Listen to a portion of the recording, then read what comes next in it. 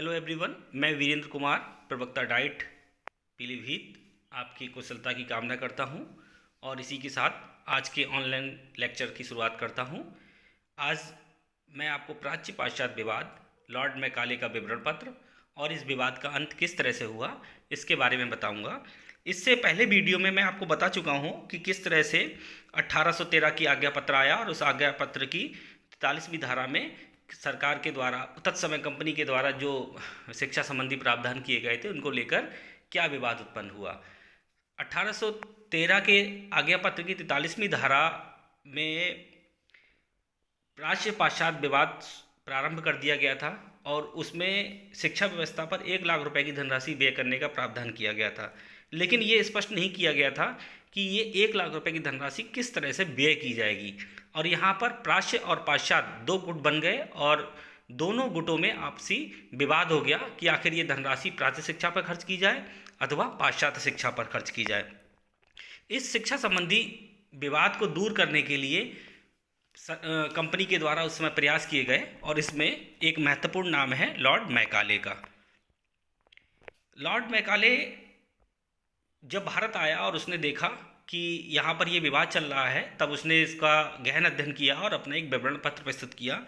इसको जानने से पहले हम ये देखेंगे कि आखिर लॉर्ड मैकाले कौन था। तो लॉर्ड मैकाले एक ब्रिटेन का राजनीतिक कवि और इतिहासकार था जो कि 1834 से 1838 तक भारत की सुप्रीम काउंसिल में लॉ मेंबर और लॉ कमीशन का प्रधान रहा। ये आईपीसी, जिसे द इंडियन पीनल कोड के नाम से जाना जाता है, इसकी पांडुलिपि इसी के द्वारा तैयार की गई थी। ये अंग्रेजी को भारत की सरकारी भाषा और शिक्षा का माध्यम और यूरोपीय साहित्य, दर्शन और विज्ञान को भारतीय शिक्षा का लक्ष्य बनाने की ओर अग्रसर रहता था। लॉर्ड मैकाले का पूरा नाम थॉमस बेबिंगटन मैकाले था।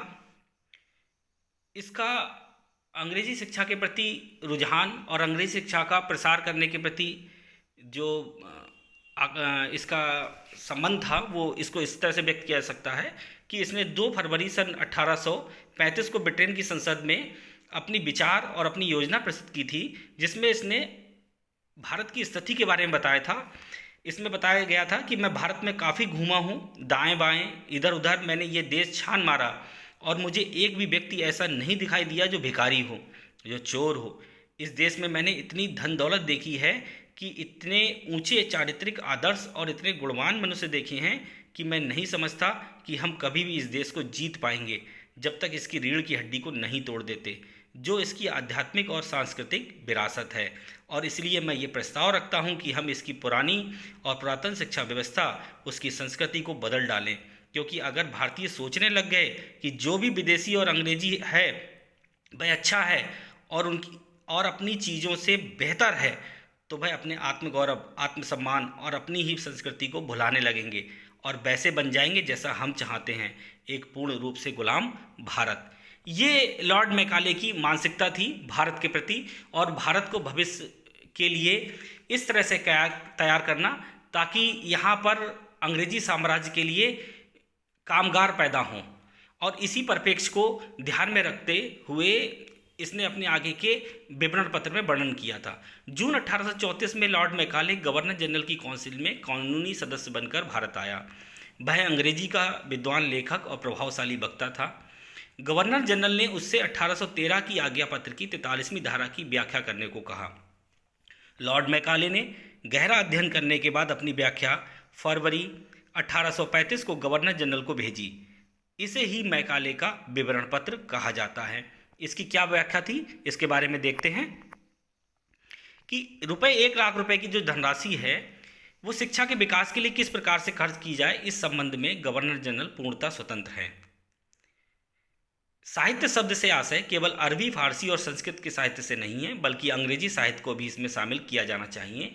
यानी कि उसका मानना था कि केवल जो भारत में तत्कालीन अरबी, फारसी और संस्कृत साहित्य चलता था, केवल वही साहित्य नहीं है बल्कि अंग्रेजी साहित्य को भी इसमें शामिल किया जाना चाहिए। भारतीयों की शिक्षा का माध्यम केवल उनकी मातृभाषा नहीं हो सकती। भारतीय भी अंग्रेजी भाषा पढ़ने के इच्छुक हैं। वो पूरे देश में घूमा और घूमने के बाद उसने ये निष्कर्ष निकाला जो मानसिकता आज भी बरकरार है। इंग्लिश बोलने वाले, इंग्लिश पढ़ने वाले को ज़्यादा अच्छा समझा जाता है और जो हिंदी या अपनी भाषाओं, क्षेत्रीय भाषाओं, मातृभाषाओं को बोलता है उसको हीन समझते हैं। ये चीज़ उसने उस समय सन 1834-35 में इस चीज़ को भापा और उस चीज़ को समझते हुए उसने कहा कि भारतीयों की शिक्षा का माध्यम केवल उनकी अंग्रेजी भाषा नहीं हो सकती, भारतीय भी अंग्रेजी भाषा पढ़ने के इच्छुक हैं। उसने कहा कि भारतीय विद्वान से तात्पर्य मुस्लिम मौलवी और सांस्कृतिक विद्वानों के साथ साथ अंग्रेजी भाषा व साहित्य के विद्वानों से भी है। इस विवरण पत्र में उसने भारतीय शिक्षा साहित्य का विरोध किया और अंग्रेजी माध्यम से पाश्चात्य ज्ञान विज्ञान की प्रबल अनुशंसा की। उसने कहा कि अंग्रेजी का जो अंग्रेजी माध्यम से जो अंग्रेजी विज्ञान है, अंग्रेजी साहित्य है और जो पश्चिम में ज्ञान विज्ञान पढ़ाया जाता है वो हमारे भारतीय साहित्य, भारतीय ज्ञान विज्ञान से कहीं ज़्यादा श्रेष्ठ है। इसलिए उसने उस ज्ञान विज्ञान को पढ़ाने की प्रबल अनुशंसा की। उसने कहा कि अरबी, फारसी, संस्कृत भाषा के साहित्य को गंवारू गिरा हुआ बताया, वैज्ञानिक ज्ञान से विहीन बताया। और उसने कहा, ये एक उसका कोट है जो बहुत बार ये बताया जाता है, बहुत बार जाना जाता है। उसका कहना था कि एक अच्छे यूरोपीय पुस्तकालय की एक अलमारी का साहित्य भारत तथा अरब के संपूर्ण साहित्य के समान महत्व रखता है। यानी कि एक यूरोप की एक लाइब्रेरी की एक जो अलमारी है, उस अलमारी के अंदर जितना साहित्य है वो पूरे भारत के अरबी, फारसी, संस्कृत, इनके संपूर्ण साहित्य को मिला दिया जाए तब भी उससे श्रेष्ठ है, उससे समान महत्व रखता है, उससे श्रेष्ठ ही है वो। शिक्षा के माध्यम के रूप में अंग्रेजी का पक्ष लेते हुए उसने कहा कि भारत में अंग्रेजी सत्ताधारियों द्वारा बोली जाने वाली भाषा है। ये सरकारी पदों पर बैठे उच्च वर्ग के भारतीयों के द्वारा बोली जाती है। ये समस्त पूर्वी देशों में भारत के व्यापार की भाषा बनने वाली है। इसलिए अंग्रेजी भाषा हमारी प्रजा के लिए सर्वाधिक उपयोगी है। उस समय यूरोप पूर्वी देशों के साथ व्यापार करते था और व्यापार करने के साथ साथ राजनीतिक हस्तक्षेप भी करना शुरू कर दिया था। लेकिन वो ये जानते थे क्योंकि अगर हमारी भाषा को वहाँ के लोग समझेंगे जहाँ वो व्यापार करने जा रहे हैं तो उनका व्यापार करना बहुत अधिक अच्छी तरीके से हो जाएगा, वो अच्छी तरीके से व्यापार करने लगेंगे। इसलिए उन्होंने कहा कि अंग्रेजी भाषा हमारी प्रजा के लिए सर्वाधिक उपयोगी है। उसने आगे कहा कि हम ब्रिटिश संसद के 1813 के अधिनियम से बाधित नहीं हैं, हम अपने कोष का प्रयोग अपनी इच्छा अनुसार करने के लिए स्वतंत्र हैं। उन्होंने जो संसद, ब्रिटिश संसद और कंपनी दो अलग अलग चीज़ें थी, तो उसने कहा कि हम ब्रिटिश संसद के 1813 का जो अधिनियम है उससे बाधित नहीं हैं। हम जो अब चूँकि पैसा हम खर्च कर रहे हैं तो हम उसको खर्च करने के लिए अपनी इच्छा अनुसार स्वतंत्र हैं। हमें इस कोष को सर्वोत्तम ज्ञान का शिक्षण देने में लगाना चाहिए। अंग्रेजी का ज्ञान अरबी और फारसी, संस्कृत के ज्ञान से ज़्यादा उपयोगी है। ना तो कानून की भाषा के रूप में और ना ही धर्म की भाषा के रूप में संस्कृत और अरबी प्रोत्साहन के योग्य हैं। और अंत में उसने कहा कि इस देश के निवासियों को उत्तम अंग्रेज विद्वान बनाना संभव है और इस दिशा में हमें प्रयास करने चाहिए। इस प्रकार लॉर्ड मैकाले ने शिक्षा का उद्देश्य अंग्रेजी माध्यम से पश्चिमी साहित्य और विज्ञान का प्रचार प्रसार माना। इन विचारों के क्रियान्वयन के लिए उसने न केवल उच्च वर्ग की शिक्षा का प्रस्ताव किया, इसका समर्थन करते हुए उसने तर्क दिया कि अपने सीमित संसाधनों में हमारे लिए ये असंभव है कि जन सामान्य को शिक्षा देने का प्रयास करें। वर्तमान में हमें अपने प्रयास एक ऐसे वर्ग को बनाने में करना चाहिए जो हमारे और हमारे द्वारा शासित लाखों लोगों के बीच दुभाषीय का कार्य कर सकें और जो रंग रूप में भारतीय हों लेकिन रुचि, विचार और बुद्धि में अंग्रेज हों। इस वर्ग पर हम देसी भाषाओं को परिष्कृत करने, परिवर्तन करने और पश्चिमी शब्दावली के वैज्ञानिक पदों से संबंधित करने और विशाल जनसंख्या तक पहुंचाने का कार्य छोड़ देंगे। उसका शुरू से अर्थ यही था कि केवल हम अंग्रेजी भाषा, अंग्रेजी ज्ञान, अंग्रेजी विज्ञान, अंग्रेजी साहित्य को प्रोत्साहन दें। और चूँकि भारत की जनसंख्या इतनी थी, उस समय भी इतनी जनसंख्या थी और उस संपूर्ण जनसंख्या को अगर हम पढ़ाएंगे तो हम ठीक तरीके से नहीं पढ़ा पाएंगे। तो उनका मानना था कि हम जो ज्ञान विज्ञान जो अंग्रेजी भाषा के माध्यम से दे रहे हैं वो केवल समाज के उच्च वर्ग के उन व्यक्ति को दिया जाए जो प्रभावशाली थे और उनका प्रभाव आम जनता पर था, उनकी बात को आम जनता मानती थी और उनके द्वारा किए गए कार्यों का अनुसरण करती थी। इसलिए यदि उन लोगों को इस प्रकार का ज्ञान विज्ञान दिया जाएगा तो वह ज्ञान विज्ञान वह उच्च वर्ग के लोग अन्य लोगों को धीरे धीरे प्रदान करेंगे और इस प्रकार से ये फिल्टर होता जाएगा ऊपर से नीचे की ओर। और इसीलिए इस थ्योरी को फिल्ट्रेशन थ्योरी कहते हैं। और चूंकि ये फिल्ट्रेशन थ्योरी अधोगामी है यानी कि नीचे की ओर है, तो इसलिए कहते हैं इसको डाउनवर्ड्स फिल्ट्रेशन थ्योरी।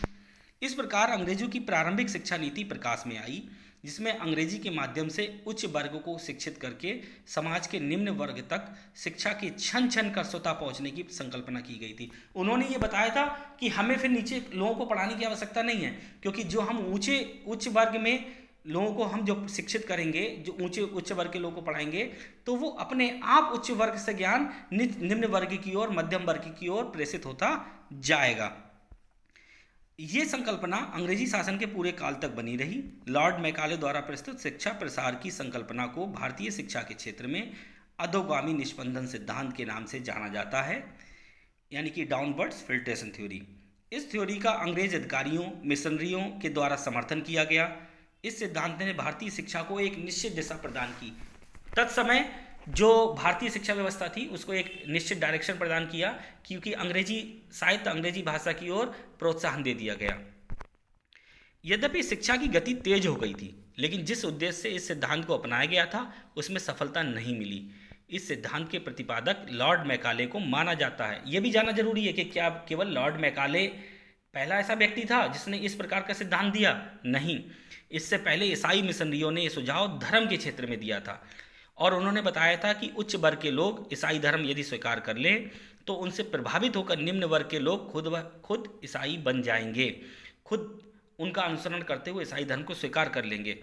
23 दिसंबर 1823 को मुंबई के गवर्नर की काउंसिल के सदस्य जो थे बार्डर ने अपने विवरण पत्र में शिक्षा के विषय में कहा था कि बहुत से व्यक्तियों को थोड़ा ज्ञान देने के बजाय थोड़े से व्यक्तियों को अधिक ज्ञान देना अधिक उत्तम है। 1830 में कंपनी के संचालकों ने मद्रास के गवर्नर को यह परामर्श दिया था कि शिक्षा की प्रगति तभी हो सकती है जब उच्च वर्ग के उन व्यक्तियों को शिक्षा प्रदान की जाए जिनके पास शिक्षा प्राप्त करने का पर्याप्त समय हो और उनका अपने देशवासियों पर प्रभाव हो। इसके बाद 1835 में लॉर्ड मैकाले ने अपने विवरण पत्र में इस सिद्धांत के पक्ष में ही सुझाव दिया था। जो पूर्व में बॉर्डर ने सुझाव दिया, गवर्नर जनरल की काउंसिल के सदस्य ने धर्म और उस समय जो सुझाव बताए थे, वही सुझाव 1835 में लॉर्ड मैकाले ने अपने विवरण पत्र में दिए। शुरुआत में उच्च शिक्षा व्यवस्था उन उच्च वर्ग के व्यक्तियों के लिए दी जाए जो हमारे और उन लाखों व्यक्तियों के बीच जिन पर हम शासन करते हैं दुभाषिए का काम कर सकें।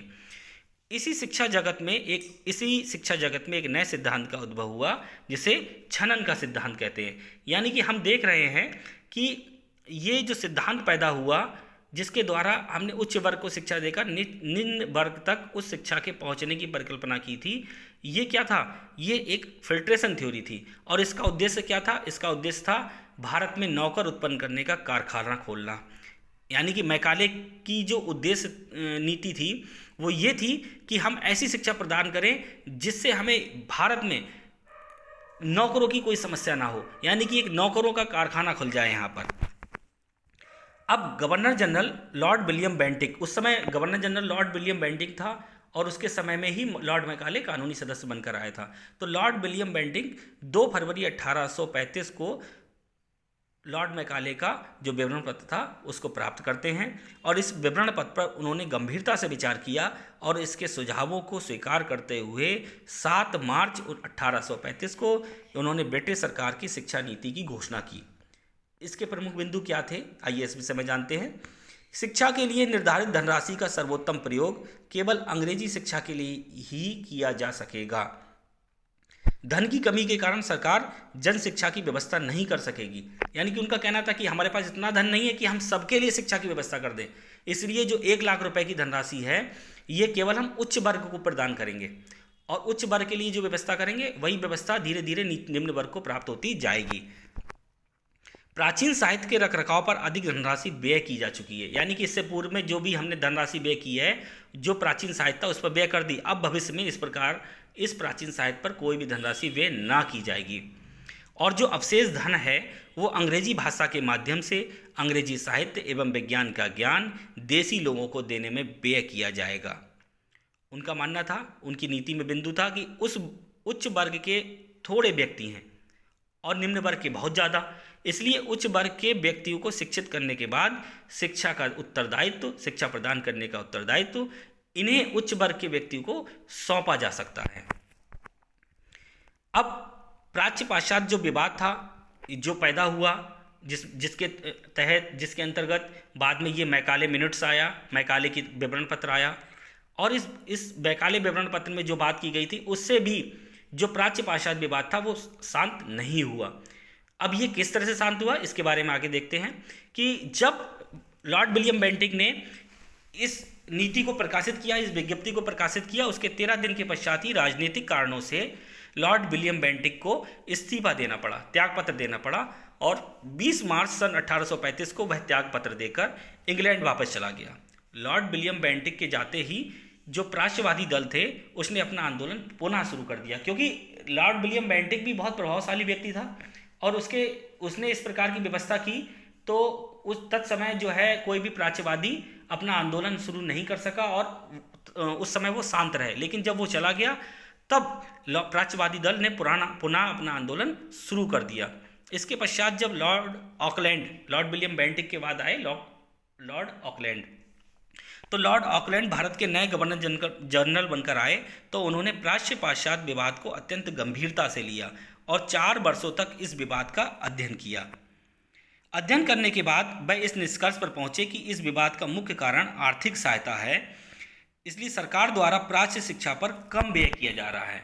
उनका मानना था कि जो प्राच्य शिक्षा है उस पर कम व्यय किया जा रहा है। ऑकलैंड को विश्वास था कि यदि हम प्राच्य शिक्षा पर कुछ धनराशि और व्यय कर दें, कुछ और बढ़ा दें, तो ये प्राच्यवादी शांत हो जाएंगे और ये अपना आंदोलन समाप्त कर देंगे। इसके लिए ऑकलैंड ने 24 नवंबर 1839 को अपना एक विवरण पत्र प्रकाशित कराया, जिसमें उसने लिखा था कि देसी विद्यालय को पहले की तरह ही चलने दिया जाए। उसका मानना था कि हम कुछ ऐसा करें जिससे प्राच्यवादी भी शांत हो जाएं और पाश्चात्यवादी भी अपने उत्कर्ष की ओर बढ़ते जाएं। तो उसने कहा कि देसी विद्यालयों को पहले की तरह ही चलने दिया जाए और उन्हें इतनी सहायता दी जाए जितनी विलियम बेंटिक द्वारा स्वीकृत की जा चुकी है। प्राच्य विद्यालयों को आर्थिक सहायता पहले दी जाए और अंग्रेजी विद्यालयों को बाद में, ताकि आम जनता संतुष्ट रहे। ऑकलैंड ने कहा कि प्राच्य विद्यालय एवं प्राच्य विषयों के शिक्षण कार्य की उचित पूर्ति करने के पश्चात अंग्रेजी की कक्षाएं खोली जा सकती हैं। प्राच्य साहित्य, प्राच्य विषय की पाठ्य पुस्तकों के प्रकाशन हेतु स्वीकृत एक निश्चित धनराशि से अधिक उसने 31,000 रुपये की धनराशि और स्वीकृत कर दी। इस धनराशि में लाभप्रद एवं उपयोगी प्राच्य पुस्तकों का मुद्रण एवं प्रकाशन किया जाए, और इस बात से प्राच्यवादी प्रसन्न हो गए, क्योंकि उन्हें 31,000 रुपये की धनराशि अतिरिक्त मिल गई। 1 लाख रुपए की धनराशि सभी के लिए थी और 31,000 रुपये की धनराशि केवल प्राच्यवादियों के लिए थी। प्राच्य विषयों के शिक्षण में पूर्णतः सक्षम देसी विद्यालयों को अंग्रेजी की कक्षाएं संचालित करने की अनुमति प्रदान की जाए। ऑकलैंड ने कहा कि देसी विद्यालयों में पढ़ने वाले छात्रों में से कुल छात्रों के 1/4 छात्रों को आर्थिक स्थिति के अनुसार छात्रवृत्ति भी प्रदान की जाए। इस विवरण पत्र में लॉर्ड ऑकलैंड ने प्राचीन साहित्य पर रुपये 31,000 अतिरिक्त खर्च करने की घोषणा की थी और इस घोषणा ने प्राच्यवादियों को प्रसन्न कर दिया। दूसरी ओर उसने पाश्चात्यवादियों को यूरोपीय साहित्य और विज्ञान के प्रसार के लिए 1 लाख रुपए से अधिक देकर संतुष्ट रखने का भी प्रयास किया, और इस प्रकार वह विवाद जो 1813 की आज्ञा पत्र की 43वीं धारा से पैदा हुआ था वो आकर ऑकलैंड के द्वारा समाप्त कर दिया गया। इस प्रकार प्राच्य पाश्चात्य विवाद का अंत हो गया। ऑकलैंड ने अपनी चालाकी से प्राच्यवादियों को प्रसन्न किया, लेकिन अंग्रेजी भाषा, साहित्य और अंग्रेजी विद्यालय खोलने में ज़्यादा रुचि व सहयोग प्रदान किया। इसके परिणाम स्वरूप क्या हुआ? इसके परिणाम स्वरूप जो है शिक्षा में तेजी से प्रसार हुआ और ढाका, पटना, बनारस, इलाहाबाद, आगरा और दिल्ली में अंग्रेजी विद्यालय खोले गए। इससे अंग्रेजी भाषा का बहुत तीव्र गति से विकास होने लगा। दूसरी ओर प्राच्य शिक्षा के लिए प्रदान की गई धनराशि कोई विशेष योगदान नहीं कर सकी। परिणाम स्वरूप प्राच्य शिक्षा का विकास नहीं हो सका। इससे भारतीय साहित्य भाषा के विकास का मार्ग अवरुद्ध हो गया। इस प्रकार आज हमने ये जाना कि किस प्रकार से प्राच्य पाश्चात्य विवाद का अंत हुआ, मैकाले मिनट्स क्या था, मैकाले का विवरण पत्र क्या था। आशा करता हूँ कि ये आज का लेक्चर आपको समझ में आया होगा। इस लेक्चर के बाद कुछ प्रश्न पूछे गए हैं, जो प्रश्न इस लेक्चर में दिए गए हैं आप सभी इन प्रश्नों का उत्तर इस वीडियो के कमेंट बॉक्स